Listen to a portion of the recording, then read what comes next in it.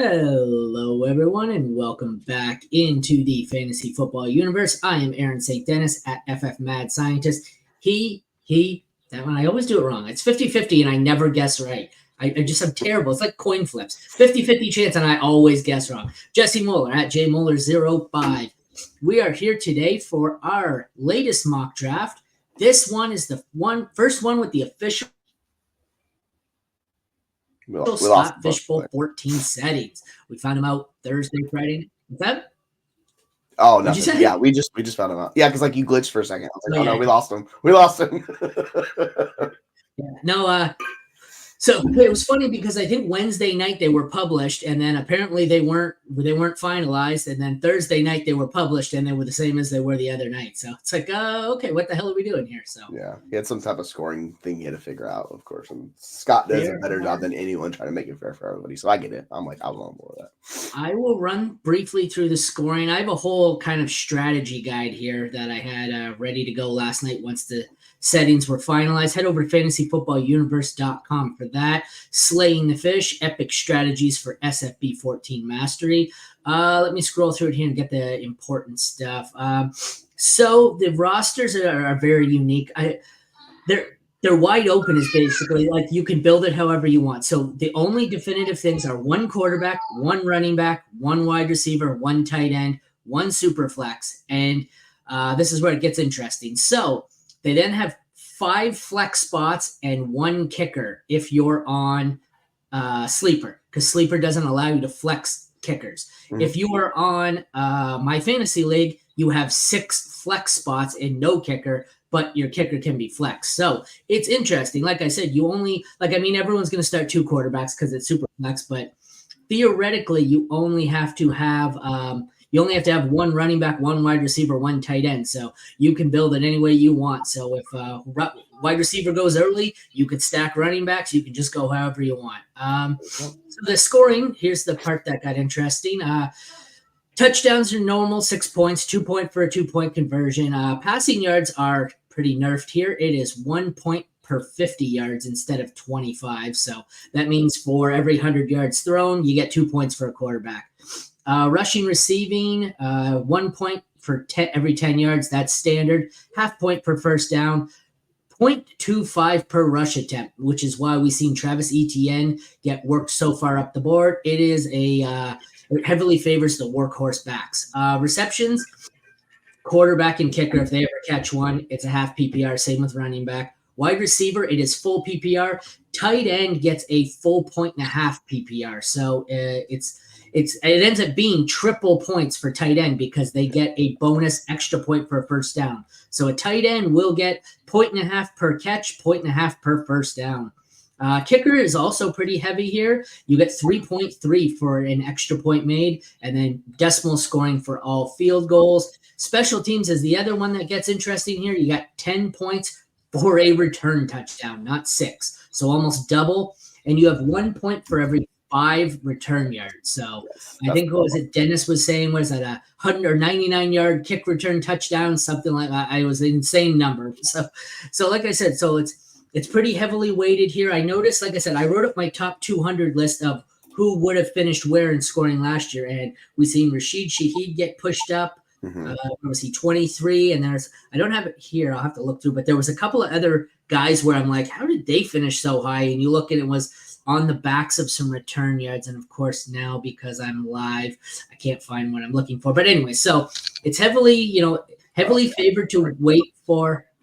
Was that? Oh, I was going to say, I put a list together of all, the fantasy relevant players who added return yards a decent amount. And they're Greg go for it. Pops off. Greg Dortch had 630, so he got an extra 126 points. Marvin Mims had 709 return yards and a touchdown, so he had 151 points. Yes. Rashid Shaheed, to your point, had 154 points. Antonio Gibson had 68 points, added. Tank Dell had 28 points. Tajay Spears had 54 points. The one guy I missed on here is Jaden Reed. I think he had a little over 100 yards, so he's right in that range, about 20 points. And then Deebo Samuel even had 30 points last year. So some of these guys have small bonuses, some of these guys have pretty big bonuses. You know who was a real difference? He finished 94th in this scoring, and on my other Superflex league without this, he was 852nd. That would be wide receiver for the Jets, Xavier Gibson. All of it was return yards, all of it. So he went into a top 100 position. But so, like I said, so it's pretty heavily favoring the tight ends. Kickers are great, especially if you're on MFL and you can flex kicker. There, I almost want to switch to MFL. As much as I dislike MFL, I'd love to switch to MFL. And when you get to the 7th and 8th round, when the wide receiver and running back prospects here are drying up, I would load up on kickers. But as far as sleeper goes, I think I'm still going to draft a kicker earlier than most. Obviously, return men, like I said. What do you guys think here? Quarterback, it kind of looks like it favors the rushing quarterbacks more, but I feel like quarterbacks were the ones hurt the most here, even though it's super flex. What are your thoughts? Yeah, I mean, it's like they're all kind of like really good. And that's the hard part is like there's a couple guys that are really good. So it's more of a tier of a few guys, and then it drops off a little bit, as opposed to it's like we'll talk about running back in a little bit. There's such a massive gap between Christian McCaffrey and everybody else. It's like the biggest gap I could imagine. Like him to the RB2 is the greatest gap of any 1 to 2 position of any position. It's not even close. Like Tyreek Hill, CeeDee Lamb, those guys are paired together. The tight ends, to your point, it's like Kelsey, Laporta, McBride, those guys. But quarterback's interesting. Like I'm probably more than likely going to push it in the first round to see how I can do quarterback and hit it in round 2, but it's very risky, right? Because it's super flex. We were talking about this before the show started, and I said before the draft positions lock and these queue up in a couple of weeks here, early July, I'm going to do 100 of these because I want to test how far back on average I can draft and still get CMC because, theoretically, this is super flex. I should be able to get CMC around the 105, 106. I put him 104 here because I'm not going to get him if you're at 105. We're both 105 in the SFB. So like I said, for me, I want to find out the latest I can consistently get CMC. Yeah. And in the past as well, Travis Kelce has been a first-round pick. I know last year there was some concern over him and aging out. I think he fell to the second round in Scott Fishbowl. I'm pretty sure that's where I got him. But this year you're going to probably have Laporta in the first round here. You might have McBride. You may have a Kelce in the first round. And if not, you're going to have a lot of those guys go in the second round because tight end scoring is just bonkers, as you mentioned. So that's a consideration as well. CMC, I think, could fall, like you said, to the 106 seems reasonable. He could fall a little bit more if 2 teams want a tight end. But what you mentioned there is something like I was doing that article last night first. So I'm going to get who I want here. I get CMC. But so I was doing some research on that article last night for Scott Fishbowl. And there were a lot of scenarios as I'm running through this in my head where I finished the first 2 rounds with CMC and a tight end. It was just ridiculous. Like I had a couple where I went through and I had like I did some mocks last night, but I had CMC and like you said, Laporta, just because this is kind of going the standard way here. Okay, but so Jesse, you're in the tough spot there. I know you wanted CMC. There was no one besides, like you didn't consider Lamb. You just decided quarterback there. Yeah, because like I'm the wide receivers. The scoring's kind of nerfed for them a little bit. So I would much rather get the elite quarterback who I'm really in on Mahomes this year. So that's why I took him. If it was like Mahomes is gone and I'm looking at maybe like Lamar or like we're talking about Anthony Richardson, who will be really good in the scoring setting, I could go there. But it's kind of a tough spot if you're missing out on one particular player and you want CMC. Like you more than likely need to be earlier is my thought process. Because we got reversal on, right? Sorry. Yeah. Yes. Yeah. So, I was just double checking. I thought I forgot. Okay, but so what I was basically saying there is if you're in top 6 pick here, for you it's either CMC or quarterback, basically. Yeah, just based on positional needs and all of that. Like and also the assurance of like getting one of those elite quarterbacks, I feel much better about the roster. So it's like the safety of just looking at your roster and doing that.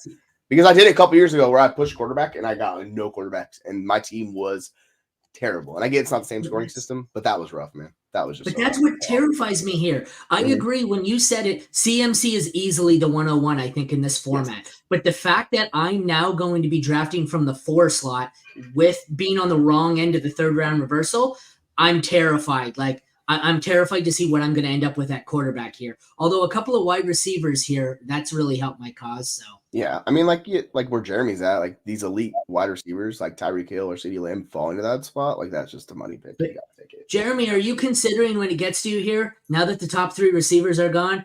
Like I assume it's St. Brown, but are you considering any of the next running backs here? Or what are you thinking? With no, it's not even running back for me. No chance. I mean, I might go quarterback. Obviously, I have the turn, so I have 2 choices here. I don't know if Gin and Juice is watching us, but I'm heavily considering Laporta here. I just think if he's not the tight end 1 this year, he's going to be a safe top 4-5 tight end, I think. So the volume will be there for him. He's a guy that I'm going to target, and I think he should go in the first round. And then outside of him, I probably would wait to the early second to take some of these other tight ends, but running back, no. I think in the fishbowl, it's so evenly balanced, the way that Scott tries to set it up, that I kind of prefer these onesie positions to get them out of the way. And then I'll piece it together with wide receiver and running back. I feel like that's where the advantage is most of the time. Gee, thanks. Way to ruin my tight end running back strategy. Asshole. I'm going to be that dickhead who says you sniped me, even though you just dropped him at ADP. So I think if you are bullish on, say, like a Bijan or a Breece Hall this year being the true bell cow that we expect them to be, the high end running back, you can make a case for those guys early too, because those are the 2 players I think can give you similar CMC stats if anybody else is going to do it. I don't think it's likely, but if you want to make a case for one of those running backs, I'm totally fine with that. I think Hall has a very good case. Yeah. I'm higher on Hall actually than I am Bijan, but we seen like ETN, he was pushed up. This should be this should be sorted here according to the settings specific for this. But so first round we had Josh Allen, Lamar Jackson, Jalen Hurts, CMC, Mahomes, CeeDee Lamb, CJ Stroud, Justin Jefferson, Jamar Chase, Anthony Richardson, Tyreek Hill, Sam Laporta. So even with CMC and 4 wide receivers going, so 1, 2, 3, 4, 5, 6 quarterbacks. So I don't know. For a super flex league, I feel like my Scott Fishbowl league, I get the settings were different last year, but I feel like my SFB league, the first 9 players were quarterbacks last year. So 50%, you can tell he really balanced it a little better this year because it's like we have one of every position. I guess we might have had that last year with Kelsey, but yeah, I think so. It's interesting, like if you look from 2018 through 2023, Kent Rayward, who I was talking about off screen, he did the value over replacement like of those last 5 years. And a wide receiver has only been not even hit 20, where we've had a tight end 1 year. I think it was Kelsey 2 years ago that did it. We've had a couple quarterbacks and a running back season. Like those guys hitting those true peak outcomes in this scoring format, like it highly erodes those positions. So I think that's why I'm a little bit lower on the wide receivers, just because they even the couple of years ago, the Cooper Cup season, like it's nowhere near the high peaks of these other peak positions. So that's I agree. When I looked, the first thing I thought was this really lowers the passing quarterbacks. It hurts the passing quarterbacks the most. It hurts quarterbacks in general, but it doesn't necessarily hurt receiver. It just helps everyone else, and receiver stays normal. So I definitely thought that this one helped tight end, kicker. Like the only receivers that it really helps are the guys who have elite return potential, which isn't any of these guys who have gone off the board. None of these are return guys. So you're up here. What are you thinking? This is a weird spot. Like I'm not a fan of like these players available. Like I'm really tempted to take Kyler and just go quarterback, but like I don't know if I want to do that because there's other guys who I like a little bit later. So I'm probably just gonna take McBride here and see how it goes based on tight end position, see how my like build shakes out. Like I think a good pick is actually Gibbs, but I kind of want to go with McBride and see what happens. So I know one of these is an auto pick, but what are your thoughts on 2 teams starting wide receiver? Like they both got 2 elite wide receivers, but in this format, I'm not sure I want to start receiver.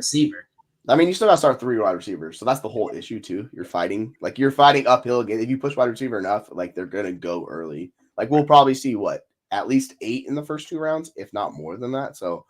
Like if you're going to miss out on those truly elite wide receiver and you keep pushing it, like I've done that before too, and it's backfired on me. So you just have to be very careful with how much you push it. I'm not going to lie. After not taking a quarterback, I'm secretly thrilled that Dak got back to me. There were at least in this draft alone, there's probably 3 or 4 quarterbacks on the board that I'm happy with as my number 1 QB. So I punted it and I got what did I end up taking? The 8th QB off the board. So that tells you how much the settings kind of devalued quarterback because I punted and at the almost end of the second round, still got 1, 2, 3, 4, 5, 6, 7. I was the 8th person to take a quarterback. Last year, the first 8 guys took a quarterback. So let me see when Brad makes his pick here. What do we got? So we got Joe Burrow, Breece Hall, Travis Kelce, AJ Brown, Bijan. So 4 running backs. Then we got ARSB, Puka Nacua, another tight end here. You guys both go tight end quarterback. Trey McBride. So then I went Dak. We have Kyler and Jahmyr Gibbs. Brad is on the clock. We'll see who he takes. Yeah. Like I have. Oh, yeah, go ahead, Jeremy. No, I was just going to say, I mean, we were talking earlier about the elite wide receivers. I don't necessarily mind getting an elite wide receiver here as a build, but I don't want to be stacking receiver on receiver in the early rounds like Jesse was talking about. Yeah. The last couple of years, because it's so balanced, I mean, once you get past these elite target earners and reception hogs, you really have kind of a scenario where you're pigeonholing yourself if you only go after one position. I think you need to spread it out and balance it. For example, right now, I love Jordan Love. I think he's probably the number one pick for me, but I really want to kind of diversify. Right now, with 0.25 yards a carry, I'm going to take Jonathan Taylor because I think that running back scoring is massive, and I think he's a guy who could easily have 250 carries, and that's going to, those are the types of running backs that I'm looking for. I wasn't suggesting not taking a receiver. For me, like I would rather, if you told me I'm going to stack in the first 2 rounds, I'd rather go quarterback. I'd rather go tight end instead of receiver. Like I just don't see a scenario. Like even if you told me my options were going CMC and Breece Hall or Chase AJ Brown, I'd rather go running back. And I'm never big on the what do we used to call it? Robust RB before everyone went zero RB. Remember the old days where everyone loaded up on RB early? Yeah. Remember those days? It seems so far back. But so the last pick of round 2 was Garrett Wilson. And then we went back to Jeremy on the 3rd round reversal here for Jonathan Taylor. So he starts out with Laporta, Burrow, and Taylor. So he's got a nice balanced build. He's kind of, I guess it's punting wide receiver for now. Yeah. Jesse, what are you looking here? You've got a quarterback and a tight end. I assume you're looking for a receiver or a running back. Yeah, it's more than likely a running back here. But the thing is, like, there's a couple really good wide receivers staring me in the face. Like, we have Deebo Samuel, who actually gets a pretty good boost with the rushing. We have Drake London and Chris Olave. Like, those guys jump out to me. And Mike Evans, too. Like, there's some really good target earners still available. So I like those guys. Harrison, man. Yeah, Harrison, like I'm surprised he's so low too. So like it's weird. Like I guess we'll see. I don't know. But this has to do with the ADP and kind of how it's all shaking out. Like this is going to change a little bit with the Scottsboro official settings. So we'll see. I don't know. It's a lot of good options here. So that's kind of thing with wide receiver. Like, and the scoring is only 1 running back, 1 wide receiver. So it's completely different than last year. We have all these flex spots where you don't have the positional need anymore. So you can just hammer whoever kind of falls. Yeah, that's what like that's what you're talking about with the running backs. Like I'm personally just going to take Drake London here and just see how that goes just for fun. But the one thing you have to worry about is the quarterbacks. And if I go and there's a couple quarterbacks that go and I'm looking at like Goff, I'm not going to feel great about Goff, even though he's set up really well. Like these scoring settings don't work out well. At least it's 6-point passing touchdown. So that's the good thing. But I'm going to take London here and see how it goes. It's the ultimate like value-based league here because like you said, there's only one of each of the positions forced. You can literally just stack whatever you want. If like I said, I've missed out on whatever. If I miss out on wide receiver here, I can draft 1 wide receiver and just kind of punt it. Trying to decide what I want here. I have a quarterback in Dak Prescott and CMC. I don't know. I'm surprised the tight ends still continue to fall. Like there's a lot of good tight ends. Yeah. I was just about to mention tight end. Like that's what I was considering. I think I'm debating. For me, I know I need a receiver. For me, I'm debating between Harrison, Mark Andrews, and it's Harrison and Mark Andrews for me. I mean, there's 2 really good guys right below him too. Let's see. I was gonna say, there's 3, Jesse. There's 3 really good tight ends, right? Oh yeah, I didn't see the 3rd one. He's the lowest. Oh my god, what are we doing here? Well, no, but see, for me, it's Andrews. That's who I want. I'm gonna go Marvin Harrison now. No argument there. Yeah, I mean, tight ends will not fall this far. I think. Look, every draft is different in the Scott Fishbowl. That's kind of the beauty of it, is everybody's trying to build their teams a bit differently. But tight ends this fall, given the scoring settings, are a complete value. Like you mentioned, Aaron, it's almost like 3x for a tight end. So if you can get Dalton Kincaid in the late 3rd as kind of like the guy with the potential to be the number 1 target on his team, Dalton Kincaid could have 120 targets next year, 130 targets next year. And I don't think we'd really bat an eye about that. And they're not super high quality, but still high quality targets coming from Josh Allen. I mean, he's developed into quite the quarterback. So, it's not Patrick Mahomes targets, but, we don't need that if we have 120 targets coming from Josh Allen as the number one, in this scoring format. Kincaid's going to be a monster, and that's far too low.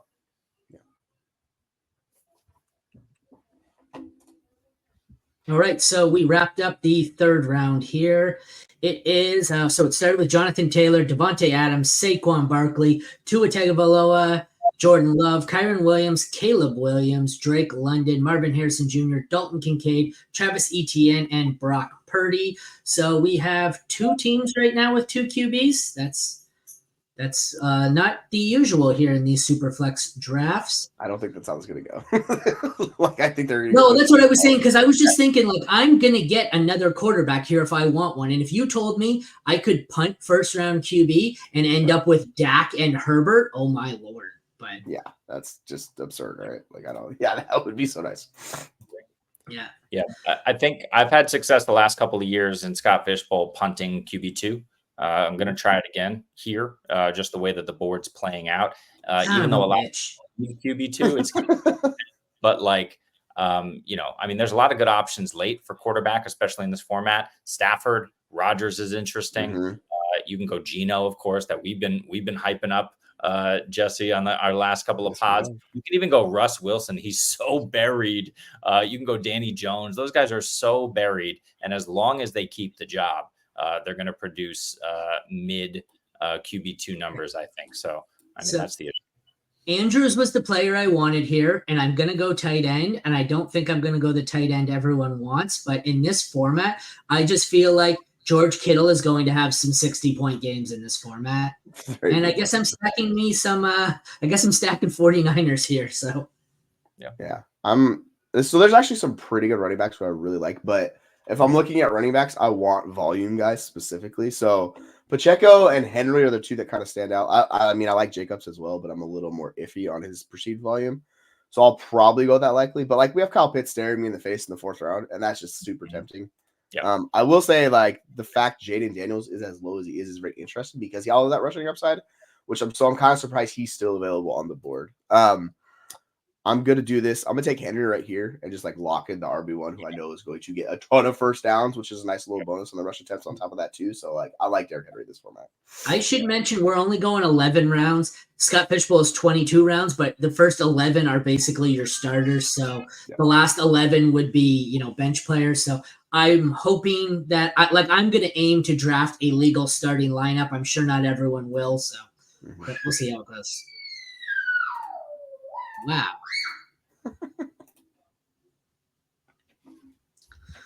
All right, so the 4th round went Brandon Ayuk, Justin Herbert, Mark Andrews, George Kittle, Derrick Henry, Evan Engram, Chris Olave, Jared Goff, Isaiah Pacheco, Kyle Pitts, Jalen Waddle, and Jeremy finishes it off here. He's still picking. Yeah. We had Ingram go off, Pitts go off. Those are the last couple of guys that I wanted there. So I'm not going to go tight end here. I'm looking at QB2. It's enticing, but I'm probably going to take this is a really interesting part of the draft. Yes. There's nobody that's sticking out to me. I think what I'm going to do is I'm going to bank on some volume here. And I'm actually going to double up on running back. I'm going to go Kenneth Walker, banking on volume there and the goal line roll and hoping for it. And then I'm going to go for elite upside and go with Achane. I think regardless of the scoring format and the number of points that you get for first downs, et cetera, I think he's kind of that Tyreek Hill mold where, Hill, he's a bit different, but your yards is what you're looking for more, mostly from a Tyreek Hill type of player. So an Achane type of player, I'm looking for yards and then elite level touchdowns. And in the 5th round, if he can do it and he can get, 220 touches this year, 230 touches this year with his efficiency, it's possible. Sorry. Shot on upside. See, the drafts like this are going to piss me off because I'm going to do a bunch of them and get to SFB expecting to be able to punt quarterback and get a decent one in the 5th and 6th round. And then I'm going to end up with Aiden O'Connell and Daniel Jones in the 5th and 6th. It's my QB because this is pretty like, what are we at? 1, 2, 3, 4, 5, 6, 7, 8, 9, 10, 11, 12, 13, 14, 15, 16 quarterbacks through 4.5 rounds. That's insane. I've seen last year, I think I get it, different settings last year, but last year my draft had 16 quarterbacks go in the first 20 picks. So I think it's relative though too, right? I think there's a lot of people who are willing to kind of try to punt quarterbacks in mock drafts.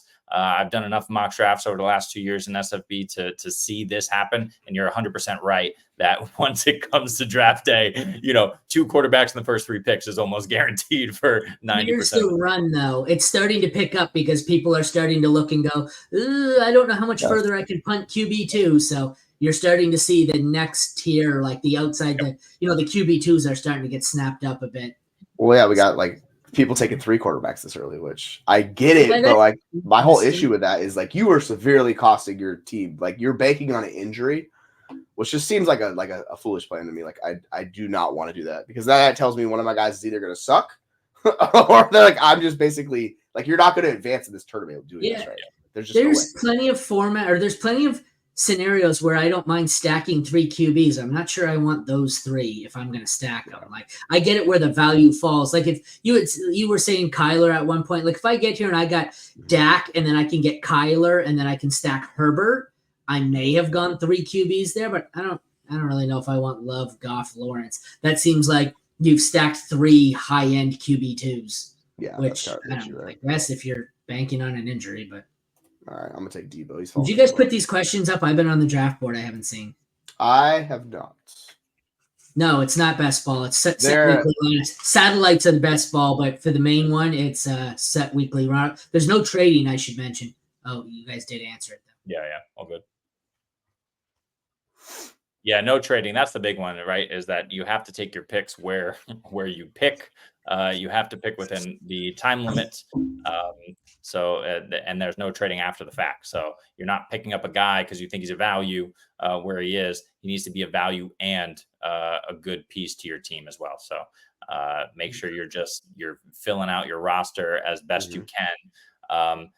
I wouldn't say as early as you can, but I wouldn't push it too much.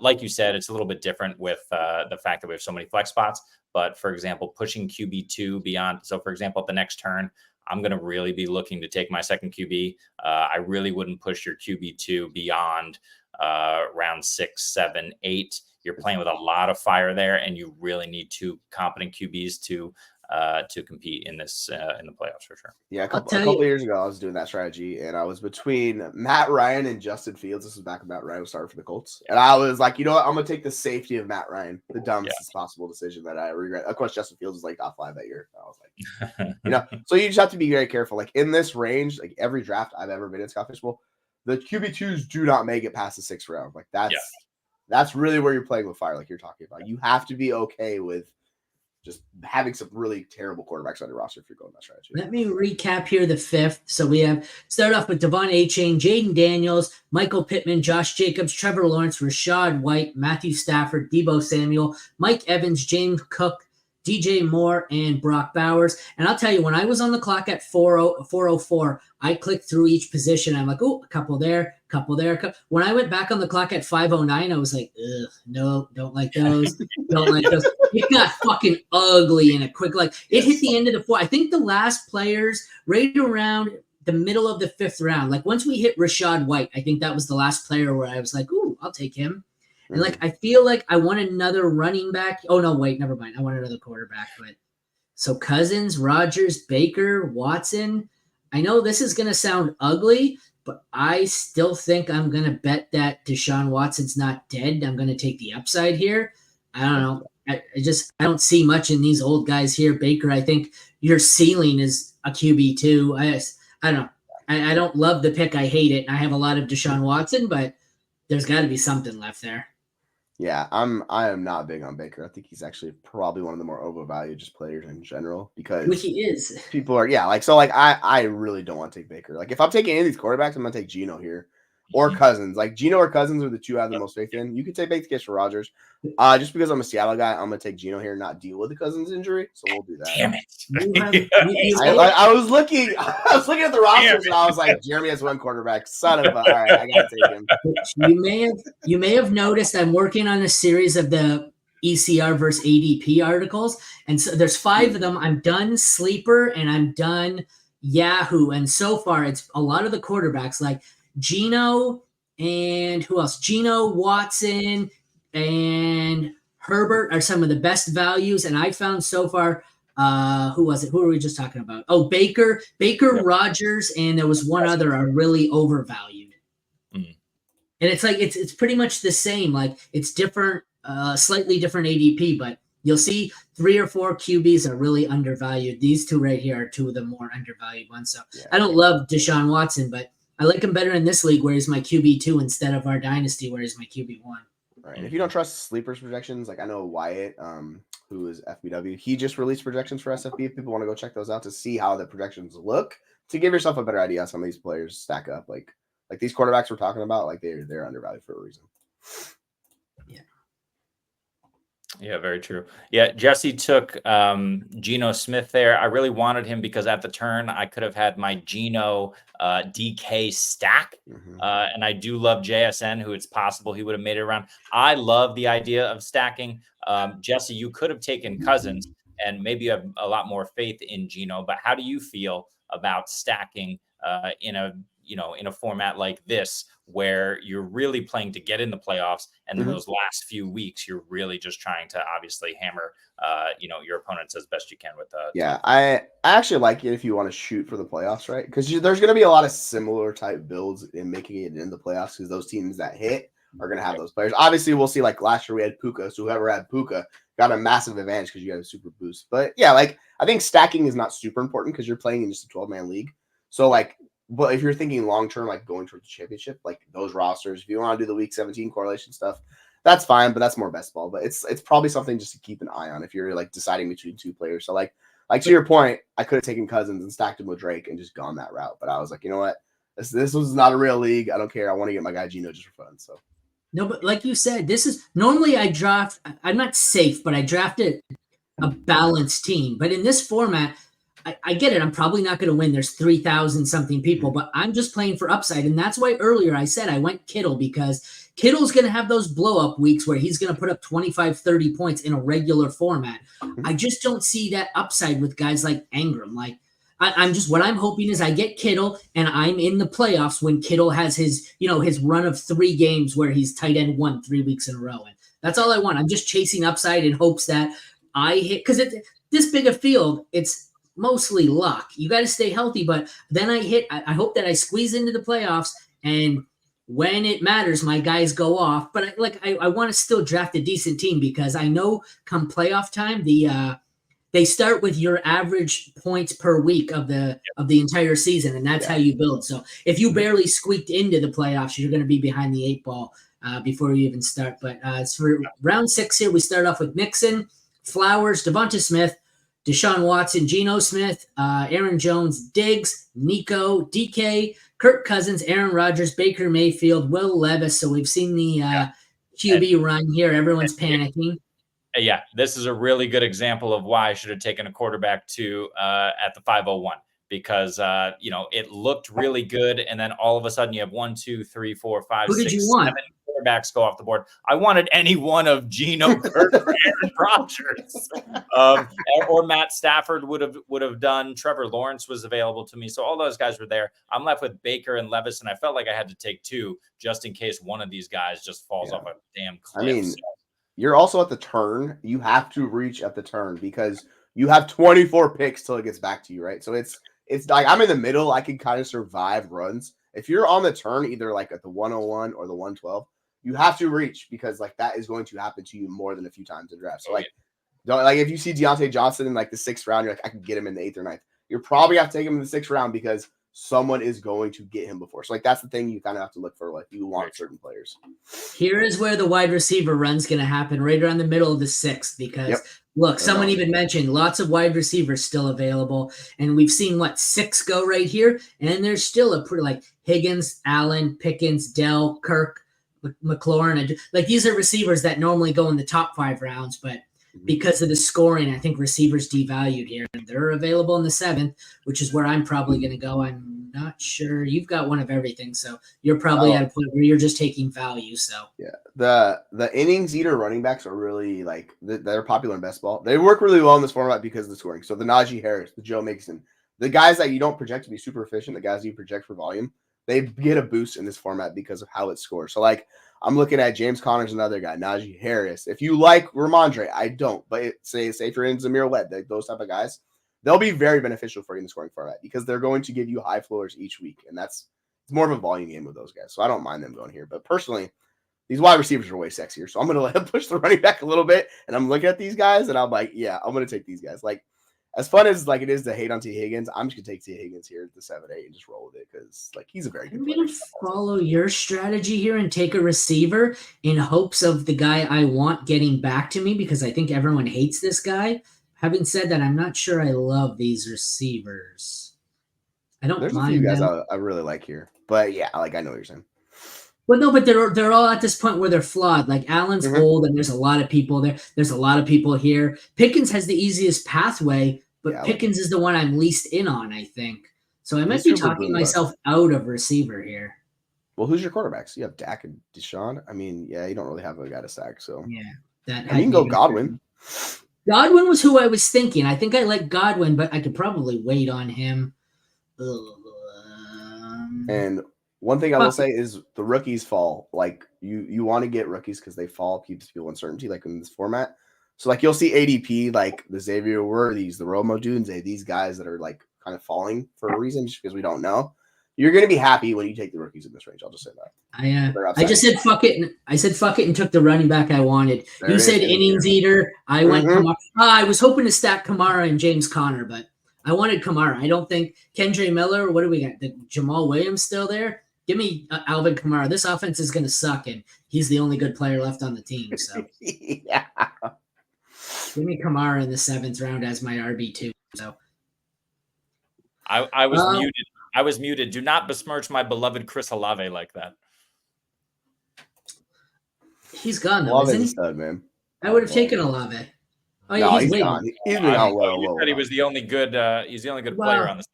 I have an Olave jersey. It's a love-hate relationship. Okay, but he's the only good player because he can't throw the ball to himself. But how's Olave going to be good?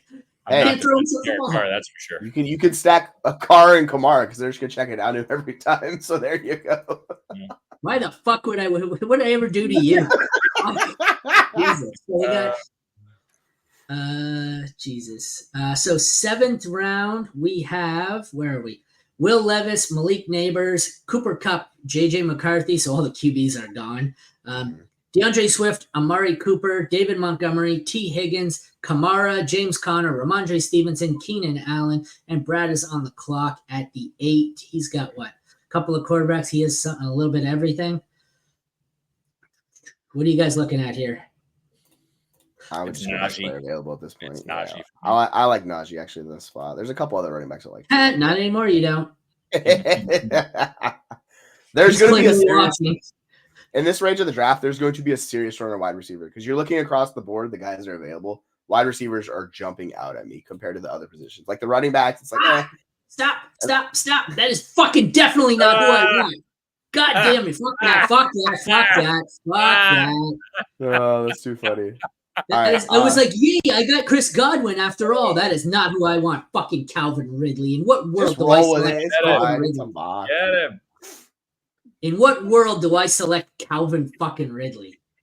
That's a world of sweet karma, baby.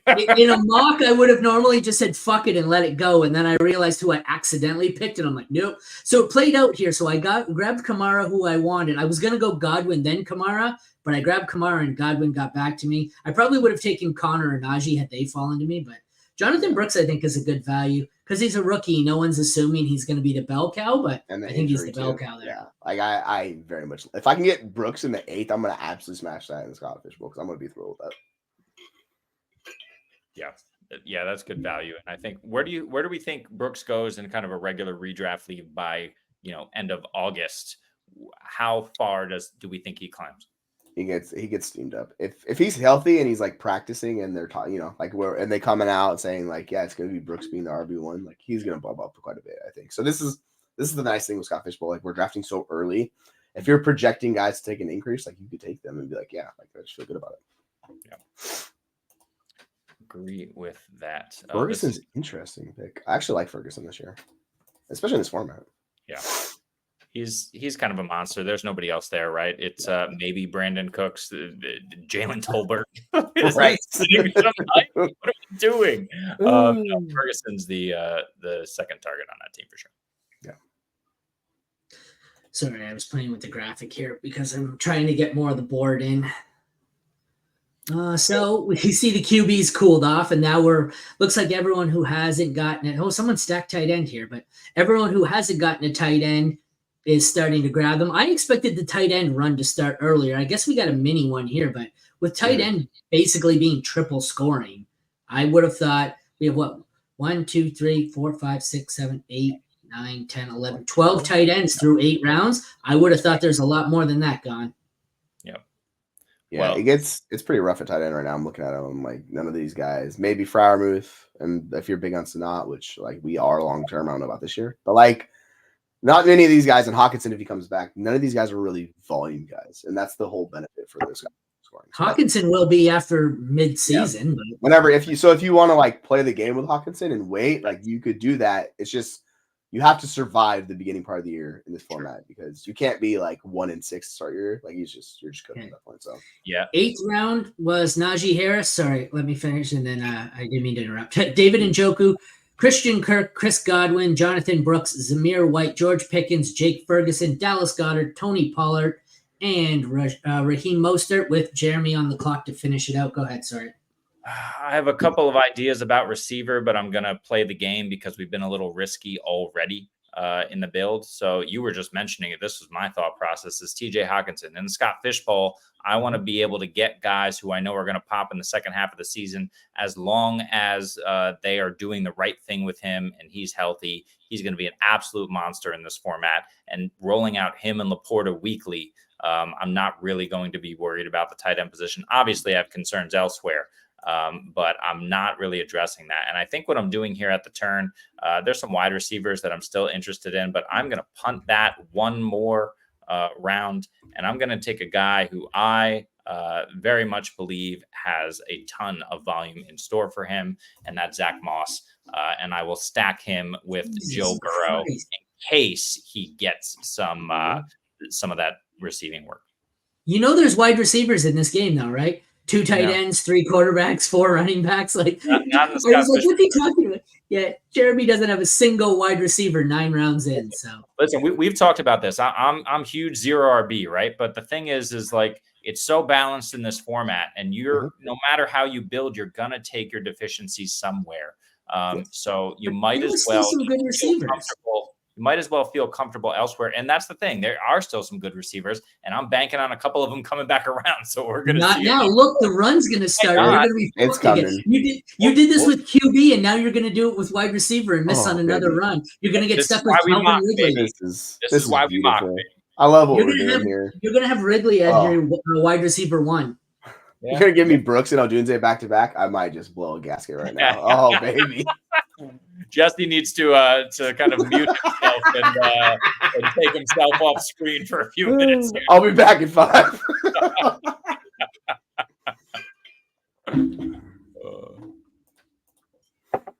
Deontay is still the value. The Deontay value is out of control. You absolutely need to be drafting him earlier than this. It's insane. Yeah, I always forget about him every time because he's so low on the rankings. I'm like, I don't even realize he's there. The sleeper rankings on Deontay have him for 4 touchdowns, fine. 690, not even 700 yards, and I think not even 70 catches. Certainly not 75 catches. That is stupid. We saw what Adam Thielen did. Deontay comes in, and he's a much better player than Adam Thielen. And if he's healthy, he's going to be a monster. So. Yeah, some projection I'm looking at: 142 targets, 91 catches, 1,000 yards, and 6 touchdowns. Like that's a more realistic range of outcomes for Deontay. And he's well above like some of the guys that are going this range. Like I should have taken Deontay, I just didn't see him.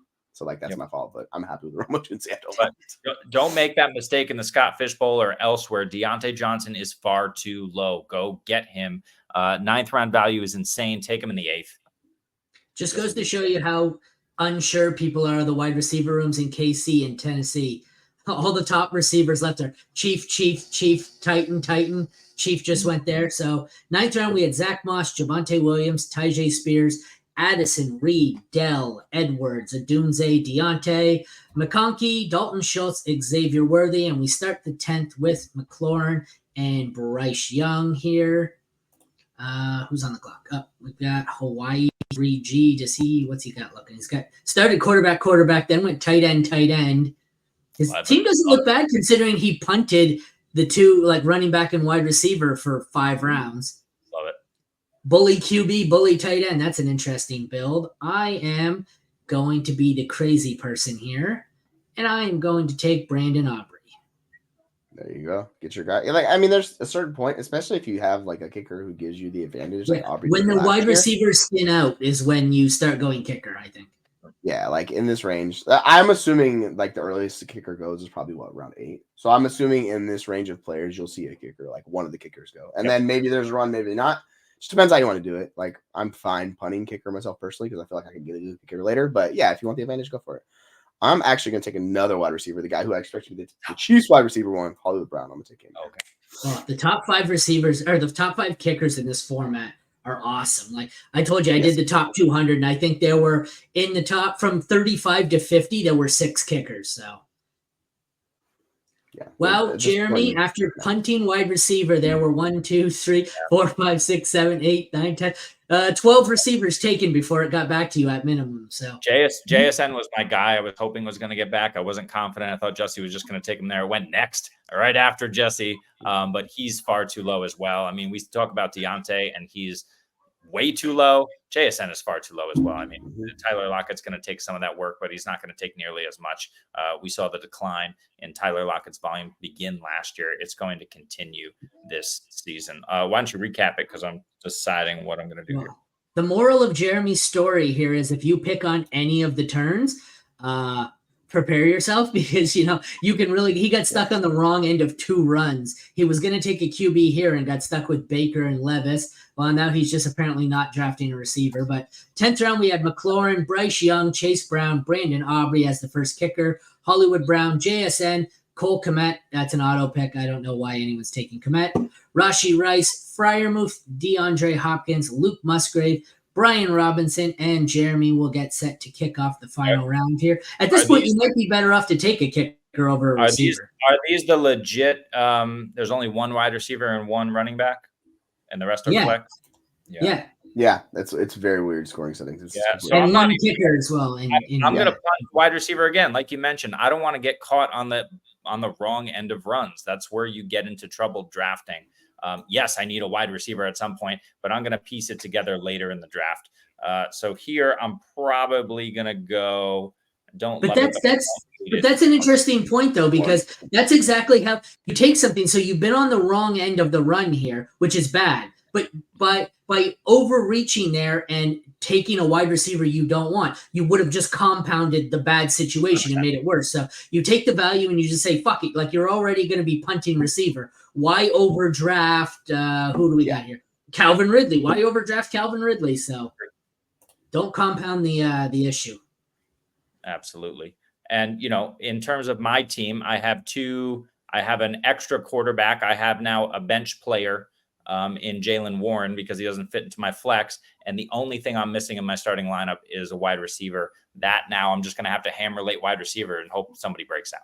We were talking about robust running back earlier. You have 6 running backs. My man is all in on the running backs. I love to see it. It's like 1995 back again. Dude. Let's go. But yeah, you got to find the value somewhere. For me, I had to find the value after I fucked up, right? So I messed up at 501. I was looking at Trevor. I didn't love it. I probably should have taken Stafford there. But because I got caught on the wrong end of the run, like you said, I don't want to compound the issue again. TJ Hawkinson's there. I already got Laporta. So Hawkinson's just a late series play. And now what I have to worry about is not only kind of stacking up wide receiver, but also trying to figure out how I can win enough games to get in the playoffs. 100%. So we have a second kicker going. Yeah, I'm looking at the quarterbacks available, and like I do not like if May and Carr both go, and then I'm dealing with just the ugliest possible quarterback situation. That's QB3. Danny. Yeah, like I thought about Danny Dimes, but man, I can't bring myself to draft him. I'm just gonna take Drake May as my. I just can't do it, man. I'm just gonna take Drake May, who has rushing upside, as my QB3. Live with it. I can't draft him. I get you hate drafting these quarterbacks in the 11th round, but I'm not gonna lie. In the real Scott Fishbowl draft, there's no way these quarterbacks are available. There's no way they're available in the 11th round. Derek Carr's there. Last year, it was kind of this range of player in the 10th, 11th round where it was like, these are my last shots at getting a quarterback. And then I passed them up and they were gone. So my QB3 was just somebody awful. It was probably like Drew Lock or something. Yeah, I think my first season, my QB3 was Zach Wilson as a rookie. And that was obviously a disaster. And so you really, really need to be careful with your QB3. I think you probably want 3 quarterbacks by the 8th or 9th round, maybe even earlier. I went earlier just because didn't feel safe about Baker Mayfield. But if you go 2 elite quarterbacks in the first 2-3 rounds, you can punch into this range, but you really want that QB3 because if an injury happens and they're out for the season, you're really going to be struggling to fill that QB2 hole. So you got to be careful.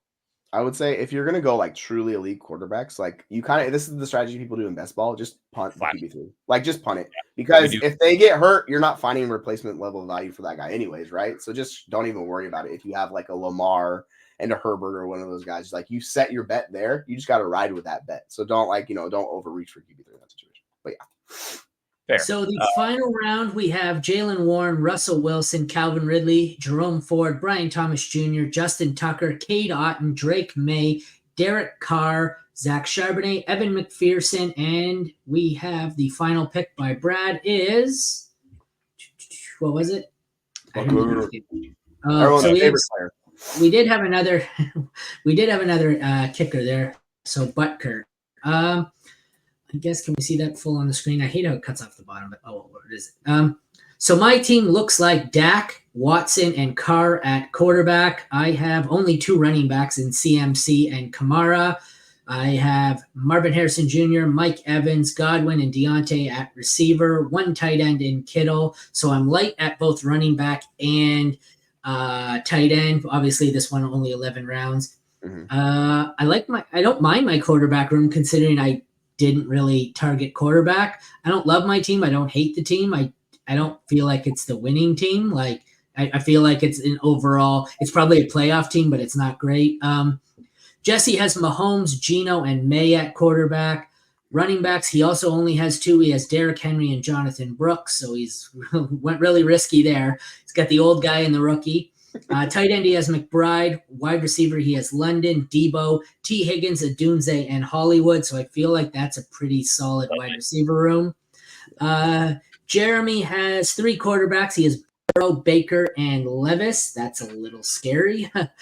He has Laporta at tight end. His running back room is JT, Walker, Achane, Moss, Brian Robinson, and Jalen Warren, which is stacked. And is great because he didn't draft a wide receiver, so he can just take a couple of those extra running backs and trade them for a wide receiver.